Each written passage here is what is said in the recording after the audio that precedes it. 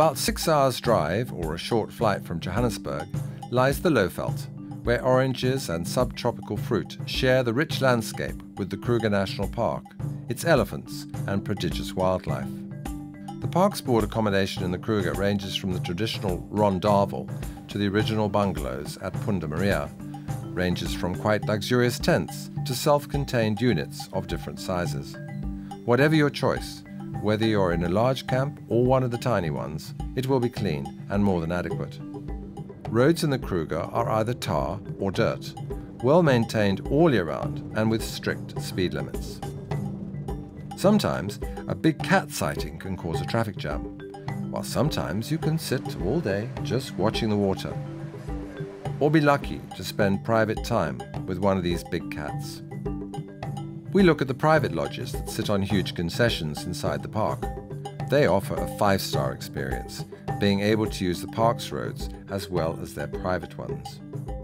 Outside the park, much of the land has been degraded by cattle overgrazing, and we look at the results and see what can be done to improve the ecology, create grazing for the wild animals, and then put together all that is needed for a new game reserve.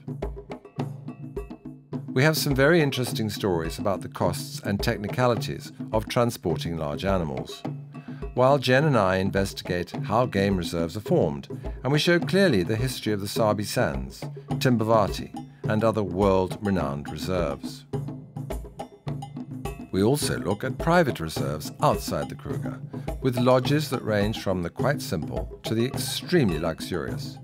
And while it is great to be pampered, at the simpler end you will still get great food and game drives in open vehicles.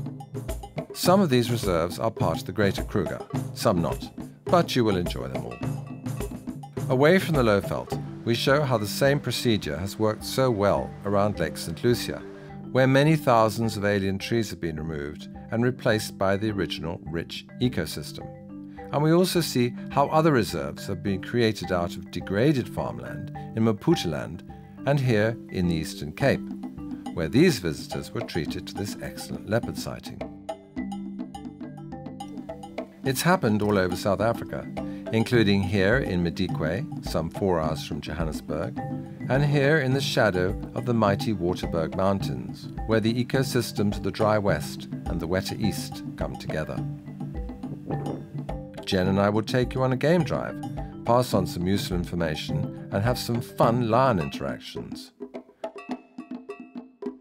We'll also learn from a ranger what his day is all about, and you will meet some of the other animals that we bump into on the journey. You will also see how governments in the region are creating vast peace parks, where wildlife is supreme. Return to the Wild is essential viewing for anyone planning to go to South African game reserves and who would like to know more about what they are about to see.